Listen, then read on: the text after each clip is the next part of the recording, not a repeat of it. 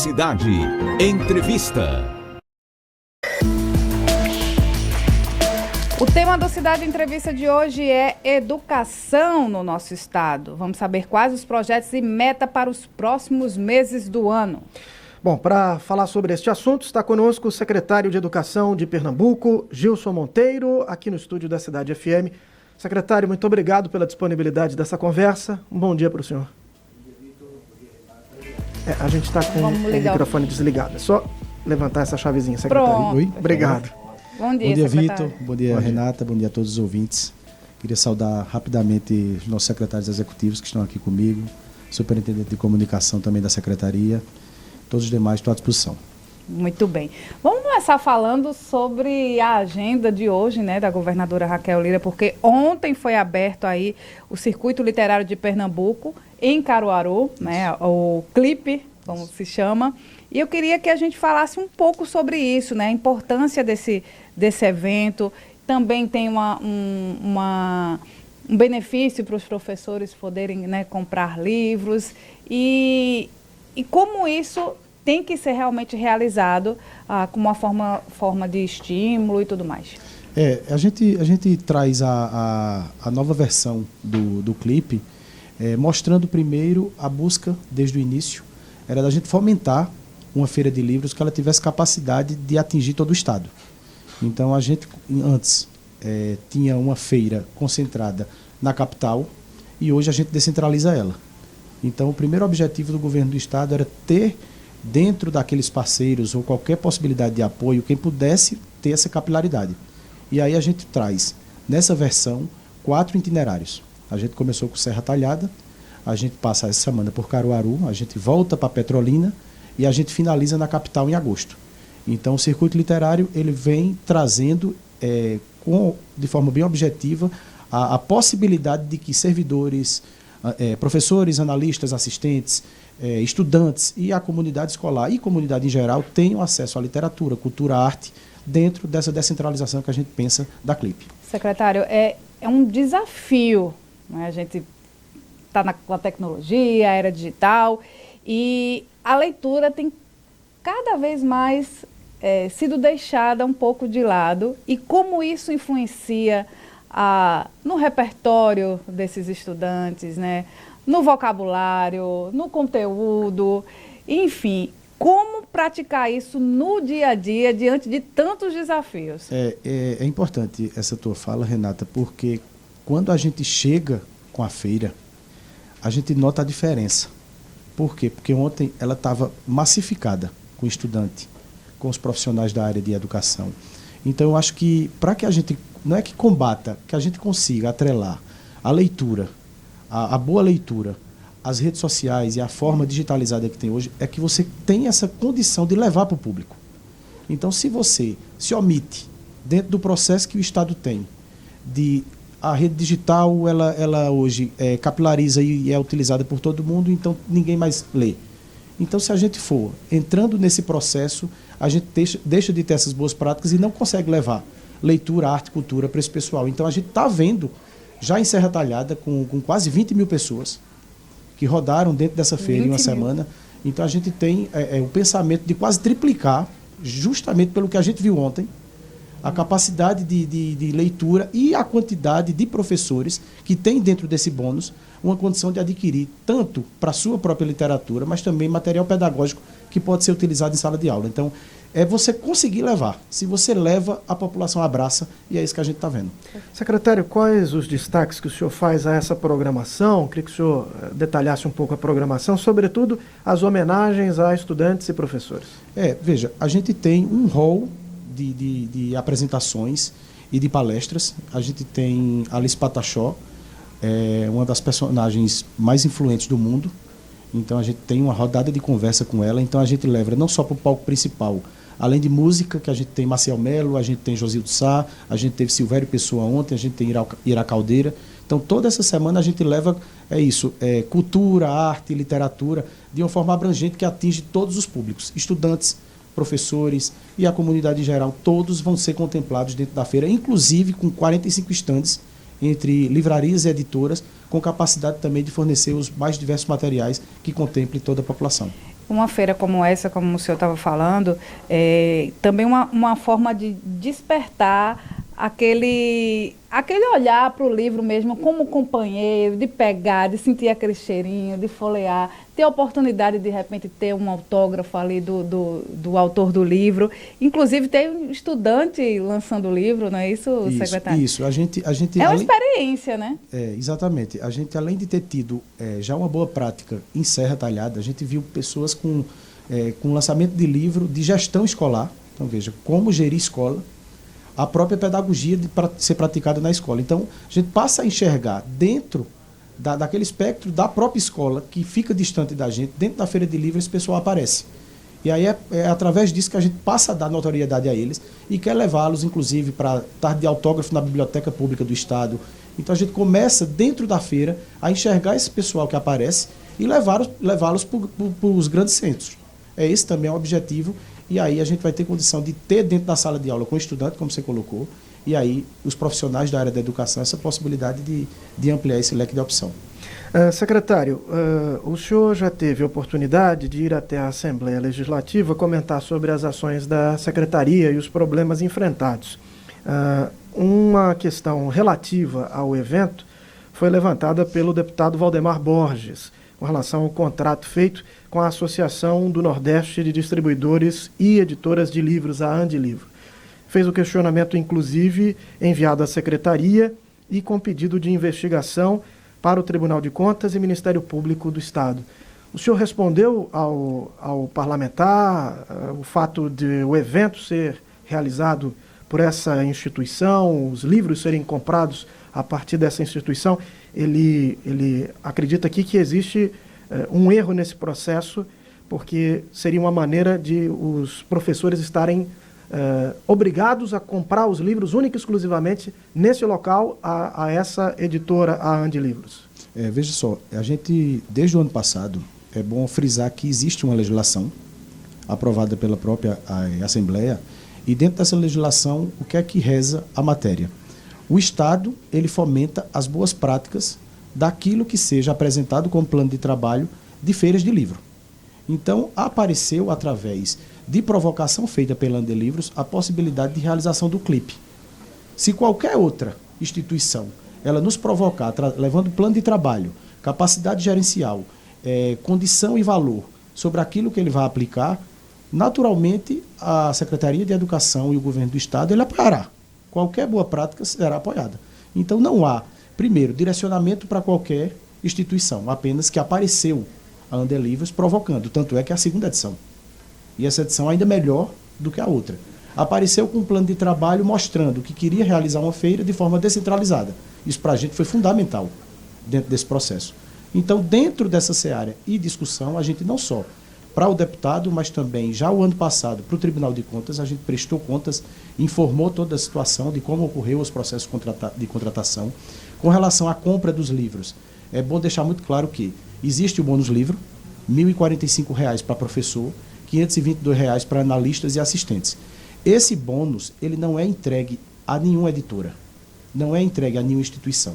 É um recurso que hoje está guardado dentro da Secretaria, é aportado e creditado para que o servidor ele possa utilizar, e no final de todas as edições é prestado contas por parte da Andilivros, com nota fiscal, de todas as compras que foram realizadas, para que aí a gente faça o repasse do recurso. Mas o professor só pode comprar na Clipe? Nesse momento, sim, porque só tem a Clipe. Nenhuma outra instituição, ela se credenciou, ela apresentou qualquer plano de trabalho, qualquer coisa que a gente possa fomentar, qualquer outra que apareça, apresentando uma situação de contratação, a gente apoiará, como apoiou a Andilivros, pode apoiar qualquer outra. Eu digo muito, inclusive eu nem cito Clipe. Clipe é uma forma que a Andilivros utilizou para mostrar o circuito literário. Qualquer outra, Bienal, qualquer outra instituição ou forma, denominação que se tenha de feira de livros e que seja apresentada e provocada à Secretaria, assim a gente apoiará da mesma forma, inclusive utilizando-se do bônus também. A gente não dá o bônus para utilizar, a gente dá o bônus para que seja utilizado em qualquer feira. Hoje temos uma, podemos ter 3, 4, 5. O ano passado, é bom salientar que, do aporte que fizemos de quase, acho que era 38 milhões, entre 38 e 40 milhões, 7 milhões ficaram no caixa do Estado. Por quê? Porque não foram utilizados pelos professores. E aí não é o recurso e repassado o recurso aleatoriamente de forma sem nenhum critério técnico e específico. Como que a secretaria chegou nesse valor, secretário? 1.045 para professores, 522,80 para analistas e assistentes. A gente estabeleceu ano passado um teto, um fechamento de um recurso entre R$1.000 e R$500. Então, 1.000 professor, 500 alunos. A gente só fez o reajuste de acordo com a inflação.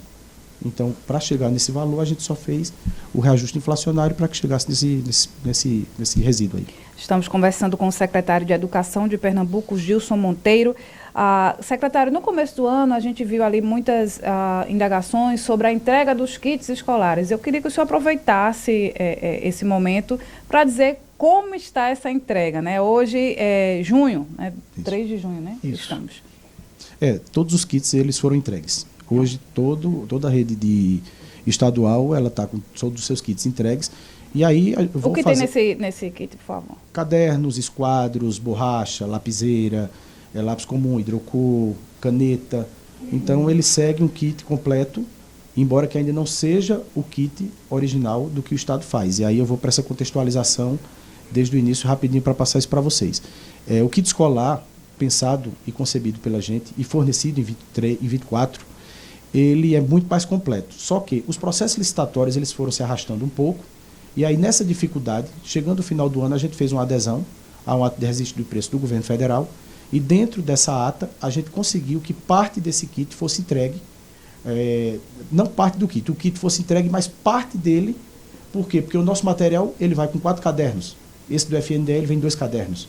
Então, algum quantitativo ele é menor do que o nosso original, mas a gente precisava para ter celeridade. Ainda assim, a gente não conseguiu ter a celeridade para o início do ano letivo, mas chegaram todos os kits, mas também a gente já informou a eles que aquele kit completo nosso de 4 cadernos, a gente complementa agora em julho, a gente tem mais uma nova rodada de kits sendo entregue. Ou seja, a gente tentar diminuir o prejuízo que o aluno teve naquele kit maior, a gente parcelando, entregando parte no primeiro e parte para o segundo.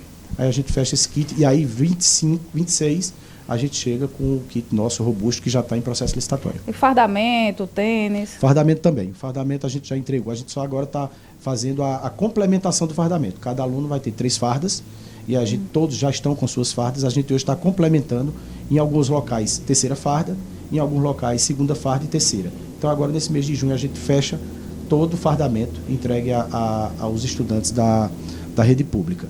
Com relação ao tênis, eu tinha um prognóstico da gente entregar o cartão para a compra do tênis em março. Só que qual a dificuldade que a gente está enfrentando? Bancos públicos, porque a legislação assim determina, que seja contratado banco público para que seja feito esse aporte e creditado no plástico, no cartão, o benefício. Só que a discussão hoje maior é qual o banco público, e só o Banco do Brasil hoje conseguiu trazer algo para a gente que está em estudo, é aquela condição de você ter no crédito uma fiscalização e um critério de que não seja utilizado para outra finalidade. Que seja utilizado para a compra do tênis. Para a compra do tênis especificamente. Então, essa calibragem é que está sendo hoje a maior dificuldade da gente junto ao banco público para que ninguém utilize de forma indevida. Porque não é só dar o benefício, é que ele não seja desvirtuado da sua finalidade real. Lembrando que o fardamento foi feito no Polo de Confecção Jagrete. Isso. A gente fez o fardamento todo aqui. E aí a gente já está com um novo credenciamento soltando na Secretaria de Administração, já pensando 26, e utilizando também esse período, que é a entre-safra do polo têxtil, entre junho, julho e agosto, que aí a produção fica só praticamente nossa. A gente em outubro tem um desses fardamentos, a gente chega com eles no início do ano de forma corretinha. Secretário, nós abordamos aqui uma das agendas da governadora em que ela foi questionada por estudantes, a situação acabou um tanto constrangedora, inclusive, para a governadora. O que nos levantou o questionamento sobre a avaliação da comunidade escolar, o trabalho realizado pela Secretaria. Os senhores têm feito essa avaliação na Secretaria? Qual é a resposta da comunidade escolar ao trabalho desempenhado pela Secretaria? Veja, a gente tem, além de ter essa avaliação, a gente hoje chega fortemente e a gente está mudando isso daí. E qual é, acho que, o ponto-chave da discussão junto à governadora e junto também comigo e todos os executivos? É a questão da infraestrutura das escolas. A gente pegou um passivo muito grande, e aí eu só estou relatando, mas não estou buscando culpabilizar, porque é nossa a discussão, em cima de infraestrutura, de climatização das escolas, e tudo mais. Então, a gente, quando chega com contratação de 15.100 ar-condicionados, como é o caso, a gente vai climatizar toda a rede. Então, eu, de forma conservadora, estou acreditando que até junho de 26, a gente tenha toda a rede escolar pública climatizada. O nosso pessoal está trabalhando com dezembro. E aí, dentro dessa seara, a gente tem 1.069 escolas. Dentro de 1.069 escolas, a gente recebeu com 241 escolas climatizadas. A gente já vai com quase 600 escolas climatizadas. Isso, se eu recebo um passivo de 10 anos, em 2,5, eu consigo climatizar mais de 50% daquilo ali. Então, é um volume gigante de climatização. Além do que, foram pensadas escolas, mas não foram pensada a estrutura para climatizá-las. Então, eu precisava de subestação. Eu estou com um contrato assinado, nesses 90 dias, 260 subestações sendo colocadas dentro das escolas. Senão então, não veja, aguenta, né, a rede de energia. Isso. E aí é uma situação que, dentro de um passivo, dentro de uma discussão de manutenção e de infra, a comunidade escolar, os estudantes, os professores, eles não podem gostar. E, de fato, não devem gostar. E devem reclamar. Porque assim a gente tem que chegar. Então, é primeiro fazer uma base bem feita, organizar a infraestrutura das escolas, chegar com material de forma correta e no tempo certo, chegar com fardamento também no tempo certo. Por quê? Porque a pedagogia dá show. Se você tem conforto e qualidade dentro de sala de aula, professor e aluno desenvolvem. É isso que é o objetivo central e maior da gente. Para que não haja esses atropelos, essas discussões, embora que, para 1.069 escolas, 507 mil alunos, todo dia eu vou ter algo para fazer. E assim a gente vai ter que chegar e fazer acontecer de fato. Secretário, da última vez que o senhor veio aqui, anunciou, né, algumas novidades em relação a Caruaru. Algo no Xique-Xique, na CAGEP também. Como é que estão as coisas? Estão andando bem os projetos. Vamos relembrar o que é? Vamos. A gente tem uma unidade habitacional, né, pensada para a CAGEP. E aí dentro dessa unidade habitacional, aí se discute, se desenvolve também creches ou unidades escolares que abarquem aquela situação.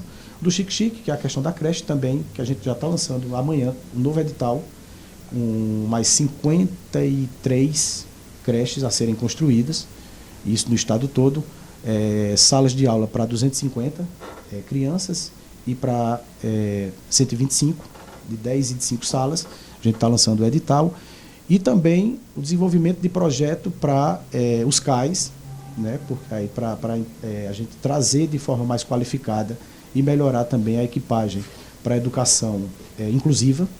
Então, tudo isso são as novidades que a gente vem trazendo numa gama, numa carteira de produtos que a governadora Raquel Lira está fazendo, não só para a nossa terra, que eu sou daqui de Caruaru, mas pensando no estado todo. Secretário, eu queria que o senhor falasse um pouco também sobre os resultados para a educação em Pernambuco, com uma ótica macro. E partindo aqui do Índice de Desenvolvimento Humano do Brasil, nós tivemos o resultado mês passado e o Brasil conseguiu avançar, teve melhoria na área da renda, teve melhoria na saúde, são três, né, os elementos principais, saúde, renda, mas em educação, a educação no Brasil está estagnada, é o que avaliam aqueles que analisam os dados do IDH. Como nós vamos sair dessa estagnação e qual é a realidade de Pernambuco? Veja só, a gente até tem bons índices aqui em Pernambuco, mas quando você vai para a discussão maior Brasil, então você vai ficar em cima de uma média geral estagnada. Mas a gente tem bons índices, é isso que eu disse aqui no início. O trabalho que a gente tem que fazer, entendo eu, enquanto secretário da Educação, é buscar uma infraestrutura de qualidade. A gente teve agora o aumento do piso do professor de forma unânime com o sindicato, discutindo, e aí a gente já está passando o piso, atingindo o piso nacional. Trazendo para o profissional uma capacidade de remuneração. Se a gente consegue trazer dentro dessa seara, melhorar a infraestrutura que eu coloquei aqui, trazer material de qualidade para os alunos, está dentro, na minha ótica, está muito dentro desse pertencimento, dessa discussão de dar a eles o que é melhor. Não é só melhor sala de aula, professor com capacidade, porque se ele não tem uma climatização, ele passa o dia lecionando. Não é fácil para professor, seja de escola pública, seja de escola particular. Qual a condição? Cursos de formação. Temos uma quantidade de cursos de formação anual para eles. Melhoramento de escola indígena. A gente tem hoje uma quantidade de escola indígena e chegando fortemente com material escolar para a escola indígena, pensando a matriz curricular da escola indígena, a merenda escolar para a escola indígena, que tem diferenciação, assim como para os quilombolas. Então, eu acho que para a realidade da gente, não é pensar ela... Você pensa ou traz o diagnóstico referencial Brasil, mas se a gente cuidar da nossa localidade de forma que atinja aquela capacidade, aquela cultura, aquele entendimento do pessoal, a gente consegue desenvolver melhor. A gente já conseguiu voltar aos índices pré-pandemia? Ainda não da forma que a gente quer, mas a gente já está conseguindo um avanço muito grande para o pós, logo pós pandemia, a gente já está conseguindo desenvolver bem. E ainda tem outros detalhes também que a gente... escolas mais perto das comunidades, porque transporte escolar, por mais que ele seja bom, né, o deslocamento, quando é muito, muito grande, é cansativo.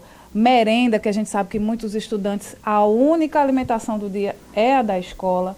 Né? Então, infraestrutura, a remuneração adequada, capacitação, enfim, são muitos detalhes que só juntos, esses detalhes, é que a gente vai, de fato, ver o resultado. E o resultado, se juntar tudo hoje, a gente não vai ter o resultado amanhã. Eu vou reforçar justamente a fala de Renata nesse sentido, porque só de transporte escolar são 2.120 ônibus que a gente adquiriu junto ao FNDE para o quê? Para distribuição no regime de colaboração para os municípios.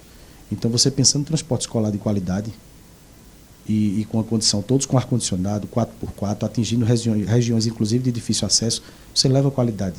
E o aluno transita de forma segura também, tranquiliza os seus familiares. A merenda escolar, a gente saiu de uma per capita que a gente chegou em 26, em 23 por aluno, de 1,25, a gente está quase 6 de per capita, ou seja, eu aumento o consumo, dou a possibilidade dele comer mais, dele se alimentar melhor dentro da escola. O que é que a gente está fazendo na chamada pública que a gente está soltando agora? A gente está soltando, além das proteínas naturais, que a gente já tem dentro do cardápio, a gente está fazendo o steak de filé de peixe e o filé in natura de peixe, filé de peixe. Isso para dar o quê? Mais qualidade na alimentação dos nossos alunos, além dos beneficiados, a agricultura familiar. Só de agricultura familiar, para vocês terem ideia, isso daí gera também a roda da economia. A gente tem hoje, participando da agricultura familiar da gente, 45 cooperativas. Quando a gente chegou, 8 participavam. E antes a gente tinha a informação que 2 ou 3 participavam. Então a gente, quando verificou as dificuldades que elas tinham, que não era só de participar, era do IPA estar junto com a gente, era a Secretaria de Agricultura estar junto com a gente. Por quê? Porque fomentando essa turma toda, elas tinham capacidade de entregar de forma qualitativa uma condição de um alimento saudável para nossos alunos em qualquer lugar que eles estejam. Então essas cooperativas chegando para a gente chega com a merenda também fresquinha para dar isso a eles. Então, nesse conjunto do que a Renata falou, de fato, a gente melhora muito a educação. É trabalho, viu? Muito trabalho pela frente. Secretário Gilson Monteiro, secretário de Educação de Pernambuco, conversou conosco aqui no Cidade Entrevista. Secretário, mais uma vez, obrigado pela vinda aqui para a conversa conosco, sucesso para o evento e um abraço aos colaboradores da Secretaria, todos os professores, comunidade escolar. É isso. Eu agradeço, mais uma vez, o espaço. Estou sempre à disposição, reforçando que estamos na CLIP durante essa semana toda, até sábado. A CLIP está se desenvolvendo, mas ontem estive em algumas escolas, hoje estarei visitando mais algumas escolas, justamente para ver a questão de infraestrutura, verificando a merenda escolar como está, a questão da limpeza, os vigilantes, todo mundo, para a gente tentar não só dar uma educação e uma condição de melhoria para essa turma toda, mas também para os funcionários que estão dentro e dando essa segurança aos nossos alunos. Muito obrigado. Obrigado. 9h01, vem aí ela. Aline